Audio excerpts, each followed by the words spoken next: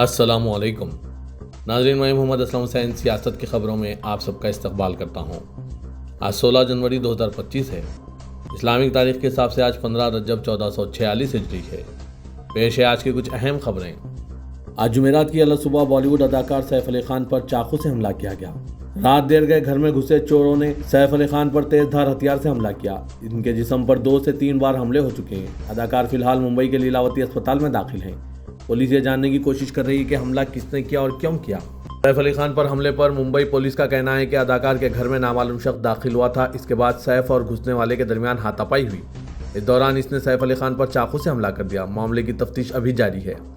फिलहाल इस बारे में कोई मालूमात दस्तयाब नहीं है कि खानदान के बाकी अफराद हमले के वक्त कहाँ थे, लेकिन करिश्मा कपूर ने 9 घंटे पहले इंस्टा स्टोरी पर एक पोस्ट शेयर की थी। उन्होंने अपनी बहनों करीना कपूर, रिया और सोनम कपूर के साथ शादी की एक तकरीब में खाने का लुत्फ उठाते हुए इमेजेस शेयर किए गए थे। इस पार्टी में करीना भी मौजूद थी। ताहम इस बात की तस्दीक नहीं हो सकी है कि करीना अपने गर्ल गैंग के साथ थी या जब सैफ पर हमला किया गया तो वो घर पहुंची थी या नहीं। आज के इस खबरनामे को नूरानी लिबास की जानिब से स्पॉन्सर किया जा रहा है। नूरानी लिबास की एंड ऑफ सीजन सेल सिर्फ आपके लिए। पार्टी वेयर हो, फेस्टिव एथनिक वेयर या फिर ट्रेडिशनल रेगुलर वेयर, सब कुछ 50% तक डिस्काउंट पर दस्तयाब है। 15 दिसंबर से जारी है हमारी एंड ऑफ सीजन सेल। नूरानी लिबास, नवाबी शहर का नवाबी नजराना, शेरवानी, पठानी और कुर्तों का खजाना। नॉर्थ सेंट्रल से कांग्रेस की रुकने पार्लियामेंट वर्षा गायकवाड़ ने आज जुमेरात की सुबह महाराष्ट्र हुकूमत को निशाना बनाया, जब बॉलीवुड अदाकार सैफ अली खान इनकी रिहायशगाह में घुसने वाले चोरों के साथ झगड़े में जख्मी हो गए। सोशल मीडिया प्लेटफॉर्म एक्स पर एक पोस्ट में गायकवाड़ ने कहा कि यह वाक़या बांद्रा में पेश आया, जिसे एक महफूज रिहायशी इलाका समझा जाता है।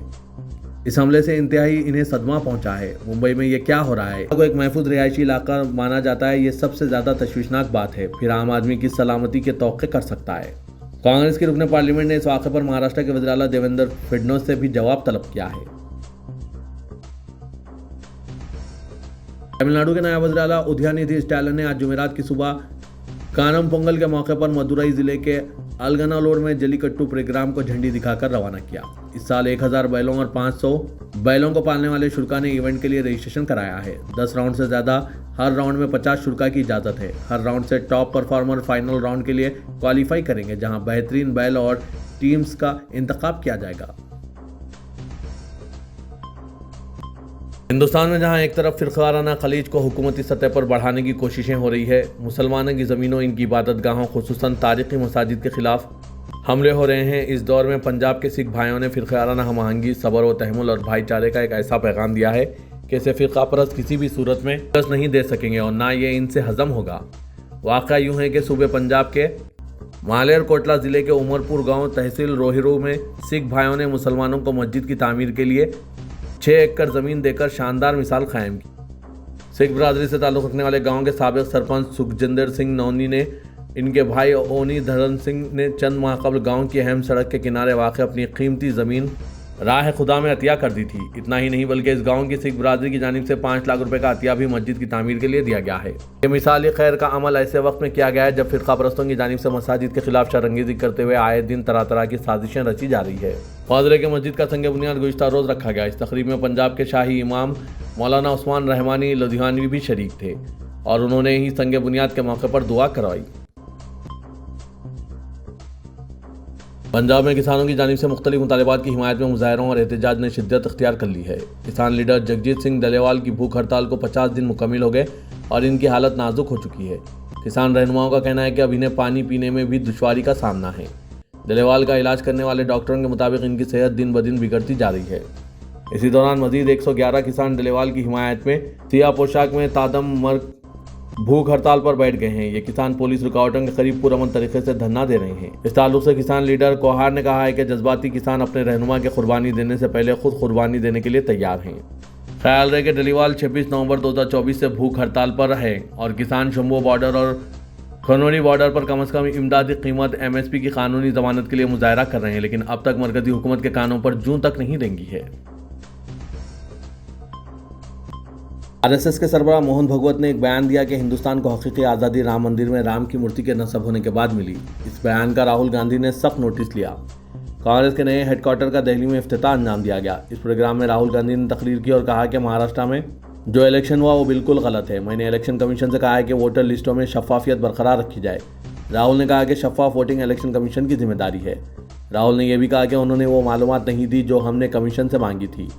मोहन भगवत हर 2-3 दिन बाद कौम को बताते हैं कि वो आज़ादी की जद्दोजहद के बारे में क्या सोचते हैं। इनका हालिया बयान गद्दारी पर मबनी है। इनकी बात का सादा सीधा मतलब यह है कि आइन का कोई जवाब नहीं, अंग्रेज़ों के खिलाफ मुल्क की लड़ाई कोई मायने नहीं रखती। मोहन भगवत ने कहा था कि जिस दिन राम मंदिर में रामलल्ला की मूर्ति नस्ब की गई थी, इस दिन को त्यौहार के तौर पर मनाया जाना चाहिए, क्योंकि इसके बाद मुल्क को हकीकी आज़ादी मिली। मुल्क के बिल्कुल वसत में वाक़ नागपुर शहर सिर्फ संतरों के लिए ही मशहूर नहीं है, बल्कि यहाँ मुल्क की पहली डायमंड रेलवे क्रॉसिंग भी है और यहाँ का रेलवे स्टेशन भी तारीख़ी अहमियत का हामिल है। 15 जनवरी को यानी चारशंबे को इस रेलवे स्टेशन की तामीर मुकम्मिल होने और इसका इफ्तिताह होने को 100 साल मुकम्मिल हो गए।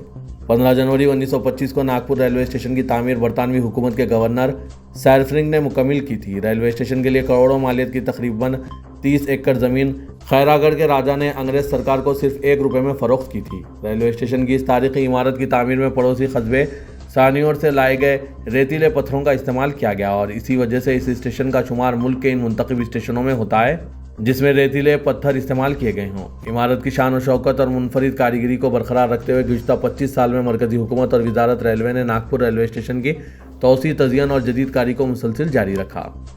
इस वक्त नागपुर मुल्क के बड़े जंक्शन स्टेशनों में से एक है। भारतीय जनता पार्टी हुकूमत वाली रियासतों ने वतीरा बना लिया है कि इन्हें सिर्फ एक काम करना है और वो है मुसलमानों को परेशान करना। वो इंतहाई खुशी से ये कारनामा अंजाम दे रहे हैं। उत्तर प्रदेश हो गया, मध्य प्रदेश, राजस्थान हो गया, हरियाणा, हर जगह बस यही काम हो रहा है। मुसलमानों को परेशान किया जाने लगा है। इस फहरिस्त में उत्तराखंड का नाम भी जुड़ गया है। बीजेपी की पुष्कर सिंह धामी हुकूमत भी वही काम कर रही है। अब इस रियासत में मदरसे का मसला उठाया जा रहा है, जिसे हाल ही में गैर हिंदुओं के खिलाफ इंतबाही बोर्ड और मुस्लिम ताजिरों और दुकानदारों के बाइकआउट का सामना करना पड़ा। बीजेपी की क़यादत वाली पुष्कर सिंह धामी हुकूमत ने मदरसों की शिनाख्त का हुक्म दिया है और रियासत में बगैर रजिस्ट्रेशन के चलने वाले 200 से ज़्यादा मदरसों की निशानदेही की गई है। यही नहीं, इनसे मजीद तफ्तीश भी की जा रही है। इन्हें फंड्स कहाँ से मिलते हैं, दूसरी रियासतों से आने वाले तलबा के बारे में मुकम्मल मालूमात हासिल की जा रही है। सवाल यह है कि मदरसों की इतनी गहराई से छानबीन क्यों हो रही है। बिहार असेंबली में अपोजिशन लीडर और राष्ट्रीय जनता दल के सीनियर लीडर तेजस्वी प्रसाद यादव ने इल्ज़ाम लगाया है कि राष्ट्रीय सेवक संघ के सरबराह मोहन भगवत ने करोड़ों मुजाहिदीन आज़ादी, मुहिब्बे वतनों और लातादाद शोधा की तौहीन की है। तेजस्वी प्रसाद यादव ने अपने बयान जारी करते हुए कहा, आरएसएस के सरबराह मोहन भगवत सिर्फ ये कहते हैं कि मुल्क को हकीकी आज़ादी तभी मिलेगी जब दलितों और पसमानदा जातों के लिए रिजर्वेशन खत्म हो जाएगा। उन्होंने सवाल किया कि आरएसएस सरबराह कोई औरत अब तक क्यों नहीं बनी। आप ख्वातीन के हुकूक की बात करते हैं तो ख्वातीन को आरएसएस में हुकूक क्यों नहीं दिए गए। पिछले कुछ दिनों से बीजेपी के सरकर्दा लीडरान पर ख्वातीन के साथ बदसलूकी के इल्ज़ाम मुतासिरीन के जरिए आयद किए जा रहे हैं और पुलिस ने इब्तदाई कार्रवाई भी की है, लेकिन इस मामले में अभी तक वज़ीर-ए-आज़म नरेंद्र मोदी खामोशी इख्तियार किए हुए हैं। कांग्रेस लगातार इनकी खामोशी पर सवाल उठा रही है, क्योंकि पार्टी ने ना ही इन मुलजिम लीडरान के खिलाफ कोई कार्रवाई की है और ना ही कोई बयान जारी किया है। महिला कांग्रेस की सदर अलका लांबा ने आज इस सिलसिले में एक प्रेस कॉन्फ्रेंस की, जिसमें हक़ायक़ सामने रखते हुए पीएम मोदी और बीजेपी को हदफ तनकीद बनाया। अलका लांबा ने कहा, जहां एक तरफ हरियाणा बीजेपी सदर मोहन बरोली के खिलाफ एक खातून के साथ ज़बरदस्ती के इल्ज़ामात पर एफआईआर हुई है, वहीं मध्य प्रदेश में बीजेपी लीडर रजत पाल सिंह चौहान को खातून के साथ जिना करने के सबब गिरफ्तार किया गया। ऐसे माहौल में ख्वातीन को इंसाफ दिलाने की जिम्मेदारी जिस खातून कमीशन पर है वो खामोश है। वो मजीद कहती है कि मुल्क की बेटियां इंसाफ मांग रही है, लेकिन पीएम मोदी खामोश हैं। इजराइल और हमास ने गाजा पट्टी में तबाहकुन जंग रोकने के लिए एक मुआहदे से इत्तेफाक कर लिया है। कई ओहदेदारों ने चारशंबे की रात ये ऐलान किया। इस मुआहदे के तहत मुख्तलिफ मरहलों में हमास के कब्जे में मौजूद दर्जनों यरगमालियों और इजराइल की कैद में मौजूद सैकड़ों फ़लस्तीनी कैदियों को रिहा किया जाएगा और गाजा के हज़ारों बेघर अफराद अपने मकानात को लौट सकेंगे। इसके अलावा 15 माह की जंग से तबाह इलाके में भरपूर इंसानी इमदाद पहुँचाई जाएगी, जिसके इसे शदीद ज़रूरत है। कतर के वज़ीर-ए-आज़म शेख मोहम्मद अब्दुर्रहमान अल सानी ने बताया कि जंगबंदी पर इतवार से अमल होगा। उन्होंने कतर के दारुल-हुकूमत दोहा में ये ऐलान किया, जहां कई हफ्तों से पेचीदा मुज़ाकरात हो रहे थे। वाशिंगटन में अमेरिकी सदर जो बाइडन ने जंगबंदी मुआहदे का ऐलान किया। उन्होंने कहा कि इनकी हुकूमत और मुंतखब सदर डोनाल्ड ट्रंप की टीम ने यह बातचीत में हिस्सा लिया। इजरायली वज़ीर-ए-आज़म बेंजामिन नेतन्याहू के दफ्तर ने एक बयान में बताया कि ख़तई तफसीलात को नज़रअंदाज किया जा रहा है और इसे उम्मीद है कि जल्द ही तफसीलात को खतियत दी जाएगी। तेलंगाना के वज़ीर-ए-आला रेवंत रेड्डी ने आज़ादी से मुतालिक आरएसएस सरबराह मोहन भगवत के बयान पर सख्त तनकीद की और वज़ीर-ए-आज़म नरेंद्र मोदी से मुतालबा किया कि वो इस बात की वजाहत करें कि वो मुल्क के साथ खड़े हैं या फिर भगवत के नज़रियात की तायद करते हैं। नई दिल्ली में ऑल इंडिया कांग्रेस कमेटी के नए दफ्तर की इफ्तिताह तकरीब के बाद मीडिया से खिताब करते हुए तेलंगाना के वज़ीर-ए-आला रेवंत रेड्डी ने कहा कि मोहन भगवत के बारे में राहुल के बयान की वह मुकम्मल तायद करते हैं। राहुल का बयान आरएसएस से नज़रियाती इख्तिलाफात को साबित करता है। मोहन भगवत ने आज़ादी की लड़ाई और शहीदों की तौहीन की। रेवंत रेड्डी ने कहा कि जद्दोजहद आज़ादी में आरएसएस का कोई रोल नहीं है और ना ही आरएसएस के किसी कायद ने मुल्क के लिए अपनी जान कुर्बान की है। सुप्रीम कोर्ट में बीआरएस के वर्किंग प्रेसिडेंट केटी रामाराव को उस वक्त धक्का लगा जब फार्मूला ई रेसिंग मुकदमे को कालादम करार देने की दरख्वास्त को मुस्तरद कर दिया गया। सुप्रीम कोर्ट ने वादे कर दिया कि वो तहकीकात के मामले में मुदाखलत नहीं करेगी। केटीआर ने एंटी करप्शन ब्यूरो की जानिब से दर्ज करदा मुकदमे को कालादम करार देने के लिए हाईकोर्ट में दरख्वास्त दायर की थी, जिसे हाल ही में नामंजूर कर दिया गया था। हाईकोर्ट के फैसले को चैलेंज करते हुए केटीआर 8 जनवरी को सुप्रीम कोर्ट से रुजू हुए। जस्टिस पीएम त्रिवेदी और जस्टिस प्रसन्ना पर मुश्तमिल बेंच ने दरख्वास्त की समाअत की। तेलंगाना के वज़ीर-ए-आला रेवंत रेड्डी आज 16 जनवरी को सिंगापुर, डॉस और दुबई के दौरे पर रवाना हो रहे हैं। चीफ मिनिस्टर जो ऑल इंडिया कांग्रेस कमेटी के नए दफ्तर की इफ्तिताही तकरीब में शिरकत के लिए नई दिल्ली में है, बैरूनी दौरे की तैयारियों के सिलसिले में आला ओहदेदारों से मुशावरत की। वज़ीर-ए-आला ने पहले से तयशुदा ऑस्ट्रेलिया का दौरा मनसूख कर दिया और वो सिंगापुर और डॉस के अलावा दुबई में एक दिन क़याम करेंगे। शेड्यूल के मुताबिक चीफ मिनिस्टर आज जुमेरात की रात 9:50 पर दिल्ली इंटरनेशनल एयरपोर्ट से सिंगापुर के लिए रवाना होंगे और 17 जनवरी को सुबह 6 बजे सिंगापुर के चांगी एयरपोर्ट पहुंचेंगे। चीफ मिनिस्टर के हमरा वजीर information technology D Sridhar Babu, secretary information technology Jayesh Ranjan और दीगर ओहदेदार शामिल हैं।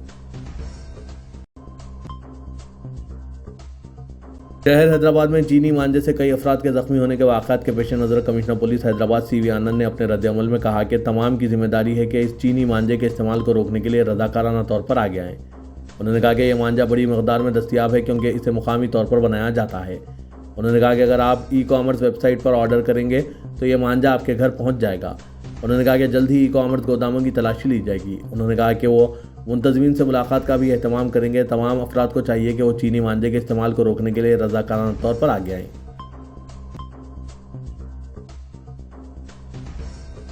बीआरएस के रुकन असेंबली कौशिक रेड्डी ने दावा किया है कि जगतियाल के रुकन असेंबली संजय ने इन्हें यह कहते हुए उकसाया कि बीआरएस पार्टी को वो बेनकाब करेंगे। उन्होंने कहा कि संजय ने इन पर हमला किया।